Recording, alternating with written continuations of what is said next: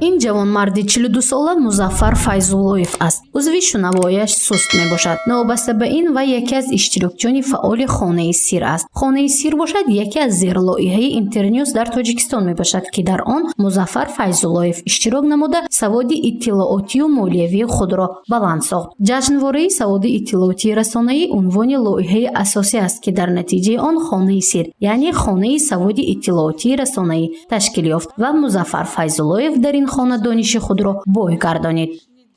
В проекте я участвовала, мне очень понравилось. 3 дня мы обучались, я все понял, что там было. Мне очень понравилось. Я рад, что я там в этом семинаре участвовала. Я только запомнила чуть-чуть о бизнесе, о улучшении работы. Музаффар Файзуллоев мегӯяд, ки баъди иштирок дар лоиҳаи ҷашнвораи саводи иттилоотии расонаӣ дониши гирифтааш барои пешбурди фаъолияти корияш мусоидат намуд. Зеро вай дар муассисаи таълимии иҷтимоии Офияти ношунавоёни рақами 3, ки дар шаҳри Хуҷанд ҷойгир аст, ҳамчун муовини директор фаъолият дорад. Дар ин коргоҳ бештар шахсони имконияташон маҳдуд ва узви шунавояшон суст кор мекунанд. В то время, когда я поступила на работу, было очень много глухонемых.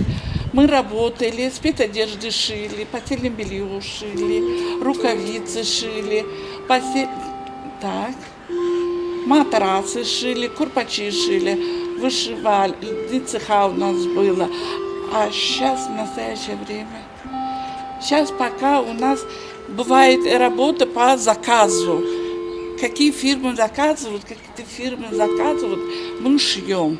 баробари Музаффар Файзуллоев боз беш аз 20 нафар шахсони имконияташон маҳдуд дар ин семинар машваратҳо, машғулиятҳо ва саводи иттилоотии расонаӣ иштирок намуданд. Шумораи иштирокчиёни лоиҳа беш аз 200 нафарро ташкил дод. Фарогирии он асосан вилояти Суғд, шаҳри Душанбе ва бархе аз минтақаҳои Федератсияи Русия буд, ки иштирокчиён ҳам тариқи онлайн ва ҳам офлайн дониши худро баланд сохтанд. лоиҳаи мо лоиҳаи пилоти мебошад, таҷрибаӣ мебошад.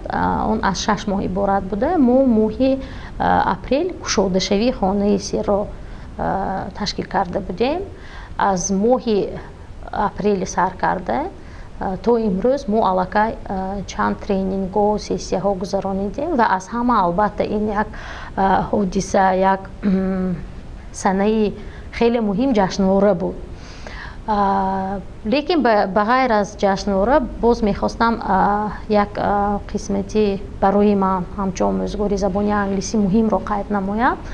Мо як барнома дар платформаи Canvas кушода шуда буд. Яъне дар он номи ин барнома омӯзиши саводи иттилоотии расонаӣ барои омӯзгорони фанни забони англисӣ буд. барномаи 6ҳафтаина буд ва мо ба он омӯзгорон ва хатмкунандагони риштаи омӯзгориро ҷалб намудем. дар ҳамин барнома 22 нафар иштирок карда соҳиби сертификатҳои сатҳи байналхалқӣ гаштанд. яъне ки дар ҳамин барномаи омӯзишӣ ба омӯзгорони фанни забони англисӣ модулҳои омодашуда таҳия шуда аз тарафи донишгоҳи George Mason University, донишгоҳи ба номи George Mason-и Иёлоти Муттаҳидаи Амрико чӣ буд таҳия гашта буд ва аз он мо ҳама истифода бурдем. лоиҳаи мазкур сермаҳсул буд, мегӯянд масъулини он, зеро дар асоси он 12 сессияҳо, 24 чорабинӣ, 15 ҷашнвора, яъне маърузаи мутахассисони соҳа ташкил ва баргузор карда шуд, ки ҳамаи он ба хотири баланд бардоштани дониши саводи расонаӣ нигаронда шуда буд. ҳамчунин дар асоси лоиҳаи мазкур филми Помидори қоқ дар ҳамкорӣ бо театри ба номи Тӯҳфа Фозиловаи шаҳри Конибодом сабт намуданд, ки он тақрибан 50 дақиқаро ташкил медиҳад. ҳадаф аз сабти он ин рушд додани тафаккури интиқодӣ ва саводи иттилоотии расонаӣ аст. ин аввалин ҷашнвораи саводи иттилоотии расонаӣ буд ва ин ба мо боиси ифтихор аст, боиси сарфарозист, ки махсус ба тими мо муяссар гардид. 200 нафарро мо мехостем фаро гирем در طول 3 روز ما به فکر من از 200 نفر اضافه هم فرا گرفتیم برای آنکه ما نه تنها در پلتفرم زوم سسیا رو تشکیل کردیم بلکه در فیسبوک هم لوگیستی ما پهن میکردن. یعنی در فیسبوک شما میدونید که در گروه های گوناگون چقدر بسیار آدما تماشا کردنشان ممکنه. ما قابلیت اون نفرانی که با تکنولوژیا ها نه اونقدر هم آشنا هستند و این نوبت گرفته تصمیم گرفتیم که در 5 جا در 5 نقطه اشتراکچیان رو طریق آفلاین هم جلب کنیم. یعنی در اونجا یک گروه اشتراکچیان جمع می شدن، لوگیستی ما به زوم پیوست می نمودن. یعنی آنها توسط یک اکران 20 نفر 22 نفر اشتراک می کردن. مثلا در دانشگاه دولتی حقوق بیزنس و سیاست تاجیکستان در لابراتوری، اونجا یک لابراتوری خیلی خوبی اینوواسیونی است، از اونجا اشتراک کردن. محض اشتراک فعالانه و گذراندن جشنواره‌ها برای بیش از 200 نفر اشتراکچیان که آنها هم از حدود کشور و هم بیرون از آن بودند، لایحه مذکور یعنی خانه سیر در جشنواره آسیای میانگی медиа کمپ قدرشناسی گردید.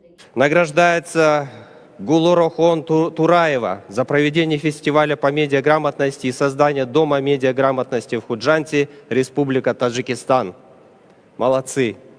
мақсади лоиҳа ин баланд бардоштани дониши гурӯҳи мардум оид ба саводи иттилоотии расонаӣ ва ба ин васила рушди технологияи муосир дар ҷомеа аст. гузориши мафнушкур ва наимҷон аюбов барои барномаи иттилоотии хабар.